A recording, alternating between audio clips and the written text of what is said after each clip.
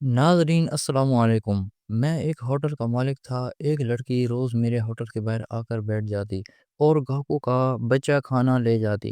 ایک دن کھانا نہ بچا تو وہ افسردہ سے چلی گئی۔ کچھ دیر بعد میں نے دیکھا ایک سبزی والا لڑکی کے ساتھ بدتمیزی کر رہا تھا۔ لڑکی کا دوپٹہ آدمی کے ہاتھ میں تھا اور وہ اسے گریبان سے پکڑا ہوا تھا۔ لڑکی کی قمیض پھٹ گئی تھی۔ مجھے یہ دیکھ کر بہت شرم آئی۔ میں فوراً گیا تو سبزی والا کہنے لگا کہ اس نے میرے ٹھیلے سے سبزی چرائی ہے۔ میں نے جیسے تیسے معاملے کو نمٹایا۔ وہ لڑکی روتے ہوئے چلی گئی۔ میں نے اس کا پیچھا کیا تو رونگٹے کھڑے ہو گئے، کیونکہ وہ لڑکی میرے سامنے پھر شاپر کھولے کھڑی تھی اور میں نے بچا ہوا کھانا خود پلیٹوں سے اس کی شاپر میں ڈال رہا تھا۔ وہ بچا ہوا کھانا ایسی نظروں سے دیکھ رہی تھی جیسے اس کھانے میں ہی اس کی زندگی ہو۔ نہ جانے وہ کن حالات سے لڑ رہی تھی یا پھر اس کے ساتھ کیا مسائل تھے۔ میں نے کبھی جاننے کی کوشش تو نہیں کی تھی، البتہ اس کی مدد کرنے کی کوشش کیا کرتا تھا۔ یہ ہوٹل میرا ذاتی تھا، یہاں 5-6 ملازم کام کرتے تھے۔ زیادہ بڑا ہوٹل تو نہیں تھا، لیکن اکثر دوپہر کے وقت کھانے کے لیے قریبی دفتر کے لوگ یہیں آیا کرتے تھے۔ تو جو کھانا ان کی پلیٹوں میں بچ جاتا میں وہ اس لڑکی کی شاور میں ڈال دیتا اور پھر وہ خاموشی سے چلی جاتی۔ مجھے اس لڑکی کو دیکھنے کی عادت ہو گئی تھی، کیونکہ وہ صبح سے ہی میرے ہوٹل کی سیڑھیوں کے پاس بیٹھی نظر آتی تھی اور دوپہر کے وقت جب گاہک تیزی سے ہوٹل خالی کرتے تو وہ خود ہی اندر چلی آتی۔ اسے معلوم تھا کہ نہ میں اسے حقارت کی نظروں سے دیکھوں گا، نہ اس کا ہاتھ جھٹکوں گا، نہ برا بھلا کہوں گا، بلکہ خاموشی سے اس کی شاپر میں کھانا ڈال دوں گا۔ شاید اس لیے وہ بنا شرمندگی کے میرے سامنے کھڑی ہو جایا کرتی تھی، اور اب بھی میں نے تقریباً سارا ہی بچا ہوا کھانا اس کی شاپر میں ڈال دیا تھا۔ اس نے ایک تشکر بھری نظر مجھ پر ڈالی تھی اور خاموشی سے چلی گئی تھی۔ اس 13 سالہ لڑکی کی آنکھوں میں جو شکر کے آنسو مجھے نظر آئے تھے، انہوں نے میرے وجود کو جھنجھوڑ کر رکھ دیا تھا۔ وہ بچا ہوا کھانا لے کر میری اتنی شکر گزار تھی کہ اس کی آنکھوں میں ایک عجیب سی چمک تھی۔ ایسے آنسو تھے جیسے میں نے اس پر کتنا بڑا احسان کر دیا ہو، جبکہ میرا رب مجھے ہر وقت تازہ اور ایک سے بڑھ کر ایک کھانا کھلا رہا تھا، لیکن پھر بھی میں نے کبھی ایسا شکر ادا نہیں کیا تھا۔ اس کی آنکھوں کی نمی نے مجھے شرمندگی کا احساس دلایا تھا، اور میں نے اس وقت ہاتھ اٹھا کر اپنے رب کا شکر ادا کیا تھا۔ اس 13 سالہ بچی نے مجھے اپنے رب کا شکر گزار بنا دیا تھا، اور میں جان گیا تھا کہ میرے رب کا مجھ پر کتنا بڑا احسان ہے کہ میں عزت سے روزی کماتا ہوں اور مجھے کسی چیز کی کوئی کمی نہیں۔ میں صرف اپنے رب کے آگے جھولی پھیلاتا ہوں، کسی اور کا محتاج نہیں۔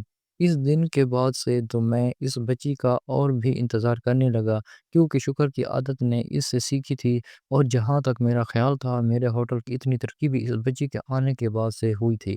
پہلے میرا ہوٹل بہت ہی کم چلتا تھا، بہت زیادہ نقصان اٹھانا پڑتا تھا، لیکن جب سے وہ بچی میرا ہوٹل آنے لگی تھی تب سے کاروبار میں اچانک سے تیزی آئی تھی۔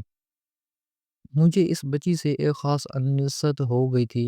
میں نے اپنے ویٹرز کو بھی کہہ دیا تھا کہ اگر کبھی بھی میں ہوٹل میں نہ ہوں تو بھی اس بچی کو خالی ہاتھ نہ جانے دینا۔ پھر ایسے ہی وقت گزرتا چلا گیا۔ وہ روزانہ ہی پابندی سے میرے پاس آتی اور میں بنا کسی سوال جواب کے اس کا شاپر بھر دیتا۔ لیکن پھر کرونا کا دور آیا، لاک ڈاؤن شروع ہوا، حالات خراب ہوئے تو میرے ہوٹل کا کام بھی ٹھپ پڑ گیا۔ دراصل ارد گرد کے دفتر والوں سے ہی میرا ہوٹل چلتا تھا، اور لاک ڈاؤن کی وجہ سے ہر کوئی اپنے گھروں سے کام کر رہا تھا۔ دفاتر بند پڑے ہوئے تھے، لوگ بلا ضرورت گھر سے باہر نہیں نکل رہے تھے، اور ہوٹل کا کھانا بھی تقریباً بند ہو گیا تھا۔ میرے حالات بھی بہت زیادہ اتار چڑھاؤ کا شکار تھے، اور وہ بچی جو ہوٹل کے باہر بیٹھتی تھی وہ بھی اس بات کی وجہ سے بڑی پریشان تھی، کیونکہ میں پہلے کے مقابلے میں اسے کافی کم کھانا دینے لگا تھا۔ اور پھر ایک دن ایسا وقت آیا کہ وہ بچی میرے ہوٹل میں اپنا شاپر پکڑے آئی تو میرے پاس اسے دینے کے لیے کچھ بھی نہیں تھا۔ اس دن تو میں نے ہوٹل میں کھانا بھی تیار نہیں کروایا تھا، کیونکہ صبح سے ایک بھی گاہک نہیں آیا تھا، اور مجھے پتہ چلا تھا کہ قریب کے سارے ہی دفاتر کو 2 ہفتے کے لیے مکمل طور پر بند کر دیا گیا ہے۔ تو میں اپنا نقصان نہیں کروا سکتا تھا۔ میں بھی ان حالات کی وجہ سے ذہنی طور پر اس قدر پریشان تھا کہ کچھ سمجھ نہیں آ رہا تھا کہ اب آگے کیا ہوگا۔ کوئی نہیں جانتا تھا کہ یہ لاک ڈاؤن کتنے عرصے کا ہے یا یہ وہاں کب تک رہے گا۔ اس لیے میں نے اس بچی سے معذرت کر لی۔ وہ معصوم سی آنکھوں سے مجھے دیکھتی کچھ کہے بنا ہی میرے ہوٹل سے نکل گئی۔ میرے پاس اتنی فرصت نہیں تھی کہ میں اس کے بارے میں مزید سوئی۔ اس وقت مجھے اپنے ملازموں کی فکر بھی کرنی تھی، کیونکہ ہوٹل بند ہونے سے وہ بھی بہت پریشان تھے۔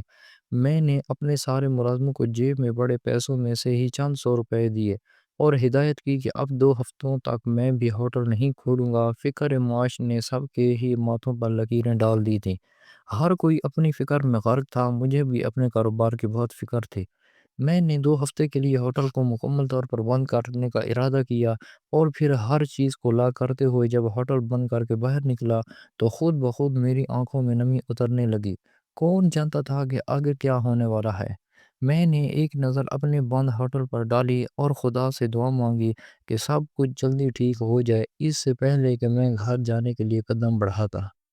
ایک عجیب سا شور اٹھا، لوگوں کا کافی جمع غفیر جمع تھا اور شور شرابے کی یہ آواز آ رہی تھی۔ میں خود بخود اس طرف بڑھ گیا، دیکھا تو ایک سبزی والا تھا جو بہت زیادہ چیخ چلا رہا تھا۔ جب میں لوگوں کی بھیڑ ہٹا کر آگے پہنچا تو میرے ہوش اڑ گئے، کیونکہ وہ سبزی والا اس بچی کا گریبان پکڑ کر کھڑا تھا اور اس بچی کا دوپٹہ نیچے تھا۔ وہ رو رہی تھی اور سبزی والا اس کے ساتھ بڑی بدتمیزی سے پیش آ رہا تھا۔ یہ دیکھ کر میرا دل بڑا دکھا۔ میں جانتا تھا کہ آج میں نے اس بچی کو کھانے کے لیے کچھ نہیں دیا، شاید وہ سبزی والے اس سے کچھ مانگنے آئی تھی۔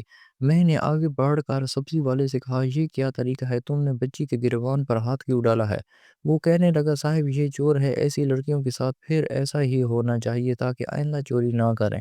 سبزی والے کی بات سن کر میں حیران ہوا، کیونکہ میں نے تو اس بچی کو کبھی اس طرح کی کوئی حرکت کرتے ہوئے نہیں دیکھا تھا۔ میں نے اس بچی سے پوچھا، کیا معاملہ ہے؟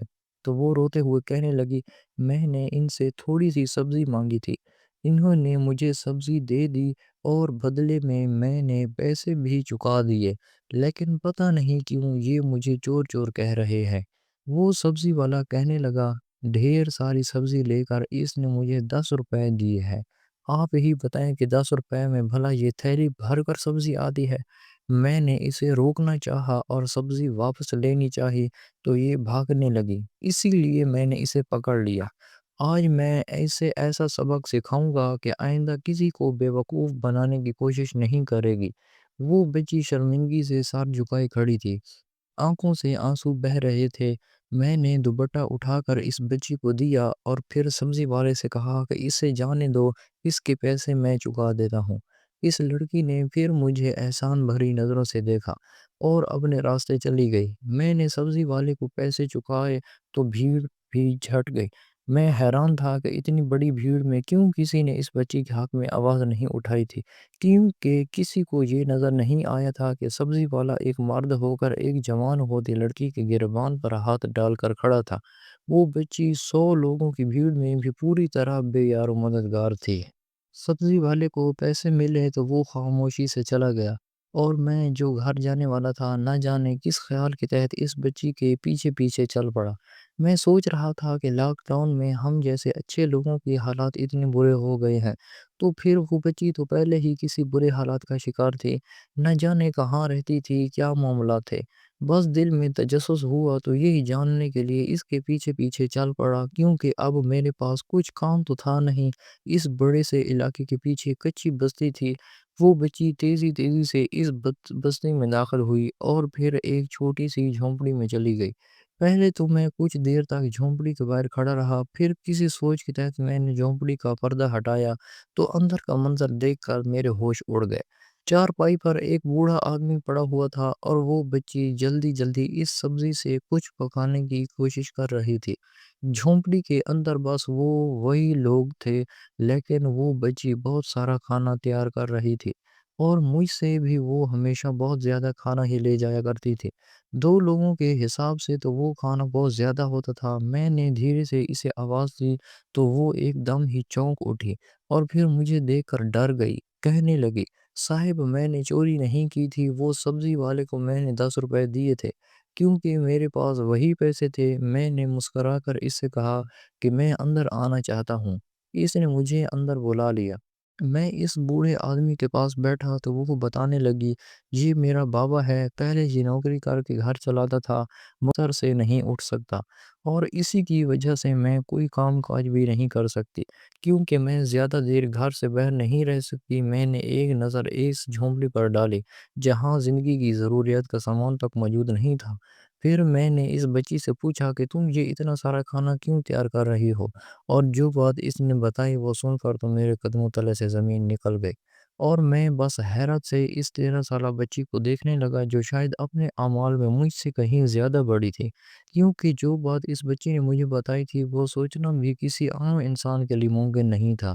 کتنی ہی دیر تک میں اس بچی کو دیکھتا رہا تھا اور پھر میں نے اس سے وعدہ کیا تھا کہ میں اس کی پوری پوری مدد کروں گا اور اس کی نیکی کے کام میں اس کا ساتھ دوں گا۔ یہ سن کر وہ بچی بہت زیادہ خوش ہو گئی تھی۔ کچھ دیر اس کے بابا کے پاس بیٹھ کر میں نے کچھ پیسے اس بچی کے ہاتھ میں رکھے تھے اور پھر واپس لوٹ آیا تھا۔ میں بھول گیا تھا کہ میرے حالات کیا ہیں، کیسے ہیں، لیکن مشکلات میں جکڑا ہوا ہوں۔ اگر کچھ یاد تھا تو وہ بچی، اس کا حوصلہ۔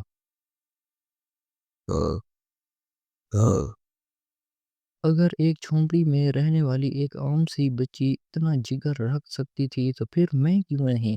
اسی سوچ نے مجھے ایک نئے راستے پر کھڑا کر لیا تھا۔ میں نے اسی وقت اپنے ویٹرز کو دوبارہ فون لگایا اور ساتھ ہی اسٹاف کو اور دوبارہ ہوٹل کھولنے کا کہہ دیا۔ اگلی ہی صبح میں پھر سے ہوٹل کھول کر بیٹھا تھا۔ تیزی سے میرا عملہ کام کر رہا تھا۔ سبھی حیران تھے کہ میں نے ہوٹل کیوں کھلوایا ہے، کیونکہ گاہک تو آنے والے نہیں تھے۔ لیکن جب کھانا پوری طرح تیار ہو گیا تو میں نے بہت کم داموں پر کھانا دینے کا بورڈ باہر لکھ کر لگوا دیا اور اپنے ویٹرز کے ذریعے ارد گرد کی غریب آبادیوں میں بھی اعلان کروا دیا کہ جو کوئی نہایت کم قیمت پر کھانا خریدنا چاہتا ہے وہ ہمارے ہوٹل سے لے سکتا ہے۔ دیکھتے ہی دیکھتے لوگ آنے لگے۔ ہم نے سوشل ڈسٹینسنگ کا خیال رکھا اور اس کے ساتھ ہی لوگ کو بہت کم داموں پر کھانا دینا شروع کر دیا۔ ہر ایک پلیٹ پر مجھے صرف 5 روپے کا منافع ہو رہا تھا، لیکن اس وقت میرا مقصد منافع کمانا نہیں تھا بلکہ لوگوں کی مدد کرنا تھا۔ ہاتھ پر ہاتھ رکھ کر گھر بیٹھنے سے کچھ حاصل ہونے والا نہیں تھا۔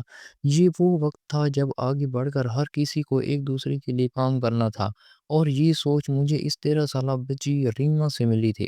جو کچھ میں نے اس کی جھونپڑی میں دیکھا تھا اور جو سنا تھا، اس نے میری سوچ بدل کر رکھ دی تھی۔ دیکھتے ہی دیکھتے بہت سے لوگ آ گئے اور سب ہی کھانا خرید کر چلے گئے، یہاں تک کہ جب آخر میں نے تخمینہ لگایا تو مجھے ہمیشہ سے کہیں زیادہ فائدہ ہوا تھا، کیونکہ مہنگا کھانا کھانے تو صرف دفتر کے بڑے بڑے لوگ آیا کرتے تھے، لیکن اس وقت اتنی کم قیمت پر ارد گرد کے غریب لوگ ٹوٹ پڑے تھے اور سب ہی اچھے کھانے سے لطف اندوز ہوئے تھے۔ مشکل کے اس دور میں ان کے لیے یہ کھانا بہت ہی زیادہ نعمت کی طرح تھا۔ میں نے ہاتھ کے ہاتھ اپنے ویٹرز کو اس منافع میں سے ان کی اجرت ادا کر دی اور انہیں بھی اس بات کی اجازت دی کہ وہ اس تازہ کھانے میں سے جو چاہے اپنے گھر لے جائیں اور اپنے ارد گرد کے غریب لوگوں میں بانٹ دیں۔ یہی سننا تھا کہ ویٹروں کے چہرے پر بھی خوشی آ گئی۔ سب نے ہی حسب ضرورت کھانا لے لیا اور چلے گئے۔ اگلے دن جب میں ہوٹل پہنچا تو حیران رہ گیا، مجھ سے پہلے ہی میرا سارا عملہ وہاں پہنچا ہوا تھا۔ ان کے اندر ایک عجیب سا جوش تھا۔ وہ سب پہلی دفعہ مجھے اس قدر دل سے کام کرتے ہوئے دکھائی دیے تھے، اور پھر دیکھتے ہی دیکھتے کل سے بھی زیادہ مقدار میں کھانا تیار کر دیا گیا تھا اور لینے آنے والوں کی تعداد بھی بڑھ گئی تھی۔ جن جن جن لوگوں کو پتہ چلا کہ بہت مناسب قیمت پر اچھا کھانا مل رہا ہے، جو کھانے کی قیمت ادا نہیں کر سکتا اس کے لیے مفت بھی کھانے کا انتظام ہے، تو ہر کوئی ہی چلا آیا۔ میں نے اتنی کم قیمت رکھی تھی، بغیر قیمت دیے کوئی بھی کھانا نہیں لے کر گیا تھا۔ سب نے ہی اپنی حیثیت کے مطابق پیسے بھر دیے تھے۔ میرے ایک دوست کو اس بارے میں پتہ چلا تو وہ بڑا ہی حیران ہوا اور مجھے بیوقوف کہنے لگا۔ اس کا فون آیا تو پہلے اس نے ساری بات پوچھی، اور جب میں نے اسے بتایا کہ میں یہ سب کچھ صرف اس لیے کر رہا ہوں تاکہ مشکل وقت میں لوگوں کی مدد ہو سکے، میں کوئی خاص منافع نہیں کما رہا ہوں، تو وہ کہنے لگا کہ لاک ڈاؤن میں تم دوسروں کی مدد کرنا اور پھر لاک ڈاؤن کے بعد خود کٹورے لے کر کھڑے ہو جانا، جن لوگوں سے تم ہمدردی کر رہے ہو وہ تمہیں پلٹ کر بھی نہیں پوچھیں گے۔ پھر وہ کہنے لگا کہ ساری جمع پونجی اگر اسی طرح تو لوگوں پر لٹا دے گا تو تیرے بیوی بچوں کے لیے کیا بچے گا؟ اپنے دوست کی بات سن کر میں نے کہا کہ میں یہ سب کچھ اللہ کی خوشی کے لیے کر رہا ہوں، اسی لیے اجر دینے والا بھی اللہ ہے۔ غرض یہ کہ جس کو بھی پتہ چلا، زیادہ تر نے مجھ سے ہمدردی کا اظہار کیا اور یہی کہا کہ میں شاید اپنے ہوش کھو بیٹھا ہوں، جو اپنے ہوٹل کی ساکھ خراب کر رہا ہوں اور اپنی جمع پونجی ضائع کر رہا ہوں۔ صرف میری بیوی تھی جو میرے ساتھ کھڑی تھی۔ اس کا کہنا تھا کہ اگر آپ کی نیت نیک ہے تو منزل خود بخود آسان ہوگی، اور بیوی کے ساتھ پا کر میرے لیے یہ مرحلہ زیادہ آسان ہو گیا تھا۔ وہ بھی میرے ساتھ ہوٹل آنے لگی تھی۔ زیادہ تر عورتوں کو وہ خود اپنے ہاتھوں سے کھانا باندھ کر دیتی، اور جب عورتیں جھولی بھر بھر کر ہمیں دعائیں دیتی تو میری بیوی کی خوشی کی کوئی حد نہ رہتی۔ اکثر رات کو جب ہم تھک ہار کر بستر پر لیٹتے تو میری بیوی یہی کہتی کہ میں نے زندگی میں کبھی اتنا سکون محسوس نہیں کیا جتنا مجھے یہ کام کر کے سکون اور خوشی مل رہی ہے۔ میرے گھر میں کسی چیز کی کوئی کمی نہیں تھی۔ میری بیوی نے ایک آسائشوں والی زندگی دیکھی تھی، لیکن یہ کام کر کے وہ خود بھی بہت زیادہ خوش تھی۔ کچھ دن گزرے تھے کہ میرے پاس کھانا تیار کرنے کے لیے پیسے نہیں بچے تھے، کیونکہ جو بھی منافع ہوا تھا اس سے میں نے بل وغیرہ ادا کر دیے تھے۔ میرا بینک بیلنس واقعی ختم ہو رہا تھا، اور میں سوچ رہا تھا کہ اب مزید آگے کی کھانے کی تیاریاں کس طرح ممکن ہوں گی، کیونکہ کھانے کے خرچے کے علاوہ بھی بجلی گیس وغیرہ کے بل ادا کرنے ہوتے ہیں تھے۔ میں اس شش و پانچ کا شکار تھا کہ اچانک ہی ایک شخص میرے ہوٹل پر آیا۔ مجھے لگا کہ شاید وہ بھی کھانا لینے والا ہے، اس لیے میں نے اسے خود سائٹ پر بلا لیا کیونکہ رش کافی تھا اور ہم سوشل ڈسٹینسنگ کا بھی خیال رکھ رہے تھے۔ میں نے کہا آپ مجھے بتا دیں آپ کو کیا چاہیے، میں آپ کو دے دیتا ہوں۔ تو اس نے میری طرف ایک چیخ بڑھایا اور کہنے لگا کہ میں یہ دینے آیا تھا۔ یہ دیکھ کر میرے ہوش اڑ گئے کہ اس کے ہاتھ میں 50 لاکھ روپے کا چیک تھا۔ وہ کہنے لگا کہ میں پچھلے کئی دنوں سے آپ کو یہ نیکی کا کام کرتے دیکھ رہا ہوں۔ یہاں قریب میں ہی میرا اپنا ذاتی دفتر ہے، لاک ڈاؤن کی وجہ سے ہم نے وہ بھی بند کر دیا ہے۔ میں یہاں کبھی کبھار دفتر کی دیکھ بھال کے لیے آتا ہوں، تو مجھے پتہ چلا کہ آپ بہت زیادہ لوگوں کے کام آ رہے ہیں۔ میں بھی اس نیکی کے کار خیر میں اپنا حصہ ڈالنا چاہتا ہوں۔ اور وہ بھی مجھ سے بنا کچھ پوچھے ہی وہ چیک دے کر چلا گیا، اور میں اللہ کی طرف سے آنے والی اس مدد پر بالکل حیران رہ گیا۔ اور اس کے بعد تو پھر یہ سلسلہ چل ہی پڑا، کبھی کوئی این جی او والا آ کر میری مدد کر جاتا، تو کبھی کوئی اللہ کی طرف سے فرشتے جیسا انسان چلا آتا، اور اسی طرح یہ سلسلہ چلتا گیا۔ 2 مہینے تک میں یوں ہی لوگوں کو کھانا کھلاتا رہا، اور پھر لاک ڈاؤن میں کچھ نرمی ہوئی تو میں نے اپنا ہوٹل دوبارہ سے کھول لیا، لیکن اپنے نرخ میں اضافہ نہ کیا۔ جو لوگ پہلے میرے پاس آتے تھے وہ دوبارہ آنے لگے، لیکن حیرت کی بات یہ تھی کہ اب میرے اور بھی گاہک بن گئے تھے۔ جب لاک ڈاؤن ختم ہوا اور لوگوں کے حالات بہتر ہوئے، تب تک انہیں میرے کھانوں میرے ذائقوں کا مزہ لگ چکا تھا۔ وہ سب اب صحیح قیمت پر بھی کھانا خریدنے کو تیار تھے۔ اب میرے ہوٹل پر دن رات رش رہنے لگا، لوگ باہر باریاں لگا کر کھڑے ہوتے اور میں بس خدا کا شکر ادا کرتا رہتا۔ میں اس 13 سالہ ریما کو ہرگز بھی نہ بولا تھا جس نے مجھے یہ راستہ دکھایا تھا۔ میں جو بھی کماتا اس میں سے کچھ ریما کو بھی پہنچا دیا کرتا تھا، کیونکہ وہ بھی اپنے علاقے میں یہی خیر کا کام کر رہی تھی۔ میرے ہوٹل سے وہ جو بھی کھانا لے کر جاتی تھی وہ اپنی آبادی میں موجود غریب بچوں میں بھی تقسیم کرتی تھی، اور اس دن بھی جب وہ سبزی لے کر گئی تھی تو وہ بہت سارا کھانا تیار کر رہی تھی۔ میں نے حیرت سے پوچھا کہ تمہارے گھر میں تو صرف تم اور تمہارے بابا ہیں، پھر یہ اتنی ساری سبزی کیوں پکا رہی ہو؟ تو وہ کہنے لگی کہ پاس پڑوس کے لوگ کئی کئی دن بھوکے رہتے ہیں، خاص کر لاک ڈاؤن کے بعد سے تو سب ہی کے گھروں کے چولہے بجھے ہوئے ہیں، اسی لیے میں اکیلے کیسے کھا سکتی ہوں؟ اللہ کا حکم ہے کہ پڑوسیوں کے بھی بہت حقوق ہوتے ہیں، پاس پڑوس کے لوگوں کا بھی خیال کرنا ہمارا فرض ہے، اسی لیے میں جو تھوڑا بہت پکاتی ہوں اس میں سے سب کو ہی تقسیم کرتی ہوں۔ اگر میں اکیلے ہی سب کھا لوں گی تو اللہ کو کیا جواب دوں گی کہ میرا پڑوسی بھوکا تھا اور میں پیٹ بھر کر سو گئی؟ آج جتنی بھی سبزی مجھے ملی ہے یہ اللہ تعالیٰ کے حکم سے ملی ہے، اسی لیے میں اسے بھی پاس پڑوس میں تقسیم کر کے ہی کھاؤں گی تاکہ کوئی بھی بھوکا نہ سو سکے۔ ریما کی بات سن کر میں کانپ اٹھا تھا۔ آج تک میں نے کبھی اس طرح سے نہیں سوچا تھا جیسی سوچ اس بچی کی تھی، اور پھر میرے سامنے ہی اس بچی نے ڈھیر سارا کھانا تیار کیا تھا۔ وہ کوئی خاص کھانا نہیں تھا، بس ابلی ہوئی سبزی کا شوربہ تھا، لیکن کھانا تیار ہوتے ہی جیسے ہی اس نے آواز لگائی تو پاس پڑوس کے بہت سارے بچے پلیٹیں لے کر چلے آئے، اور اس نے اس شوربے میں سے سب کو ہی تھوڑا تھوڑا ڈال دیا۔ وہ سب اس کا شکریہ ادا کرتے ہوئے جا رہے تھے، اور اس بچی کی آنکھوں میں بڑا سکون تھا، اور یہ دیکھ کر میں حیران رہ گیا کہ ایک 13 سالہ بچی جس کا پاؤں معذور بستر پر پڑا ہوا ہے، جس کے گھر کے اپنے حالات بہت خراب ہیں، وہ ایسے میں بھی دوسروں کا خیال کر رہی ہے۔ اسے پڑوسیوں کے حقوق یاد ہیں، اسے دوسروں کی بھوک کا خیال ہے۔ اور ایک میں تھا جس کی جیب ابھی خالی نہیں ہوئی تھی، بینک میں ابھی بھی کافی پیسہ پڑا تھا، گھر میں ہر طرح کی سہولت تھی، بیوی بچوں کی کوئی کمی نہیں تھی، پھر بھی ایسی سوچ کیوں نہیں رکھتا تھا؟ میرے پاس اتنا سب کچھ تھا، پھر بھی مجھے آنے والے کال کی فکر تھی کہ آگے کیا ہوگا۔ جبکہ وہ بچی خالی دامن تھی، پھر بھی اس نے اپنے کال کا نہیں سوچا تھا، بلکہ وہ اپنے ساتھ ساتھ دوسرے لوگوں کو بھی آج کا سوچ رہی تھی۔ اگر معاشرے میں بدلاؤ لانا ہو تو ہر کسی کو پہلے اپنی سوچ بدلنی ہوگی۔ یہ مجھے اس بچی نے سکھا دیا تھا، اور اسی دن میں نے فیصلہ کیا تھا کہ میں اس مشکل وقت میں اس بچی کی طرح پاس پڑوس والوں اور کچھ آبادی کا خیال کروں گا۔ اور میرے ذرا سے خیال نے نہ صرف ان کے گھروں میں رزق پہنچایا تھا، میں وسیلہ بنا تھا، بلکہ میرے اپنے رزق میں ایسا اضافہ ہوا تھا کہ آج لاک ڈاؤن ختم ہو کر 4 سال ہونے والے ہیں، لیکن ایسا کوئی ایک دن نہیں گیا جب میرے ہوٹل میں گاہکوں کا رش نہ لگا ہو، کہ جب میں نے پہلے سے کہیں زیادہ منافع نہ کمایا ہو۔ میں یہ جان گیا ہوں کہ اگر انسان خالص نیت کے ساتھ اپنا سب کچھ اللہ کی راہ میں خرچ کر دے تو اللہ اپنے غیب کے خزانوں سے انسان کو اس طرح نوازتا ہے کہ وہ خود بھی حیران رہ جاتا ہے۔ آج میں بھی اللہ تعالیٰ کی طرف سے اس قدر نوازا گیا ہوں کہ پلٹ کر ماضی میں جھانکتا ہوں تو حیران رہ جاتا ہوں۔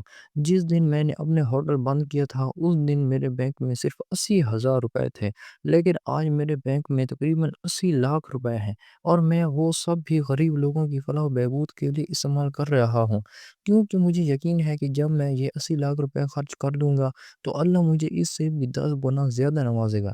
یہ بات اللہ پر یقین اور ایمان کی ہے، یہ بات اپنے فرائض کو نبھانے اور اللہ کے حکم پر عمل کرنے کی ہے۔ آپ بھی ایک بار اللہ کے حکم پر عمل کر کے دیکھیں، پڑوسیوں کو خیال کیجئے، پھر دیکھیے گا کہ اللہ کس طرح اپنے غیب کے خزانوں سے آپ کو نوازتا ہے۔ تو دوستو، کہانی اچھی لگی ہو تو ویڈیو کو لائک کریں اور چینل کو سبسکرائب لازمی کر دیجیے گا، تاکہ ہمارے آنے والی ویڈیوز آپ لوگوں تک بآسانی پہنچ سکے۔ تو تب تک کے لیے اپنے میزبان کو اجازت دیجیے، ملتے ہیں اگلی ویڈیو میں۔ اللہ حافظ۔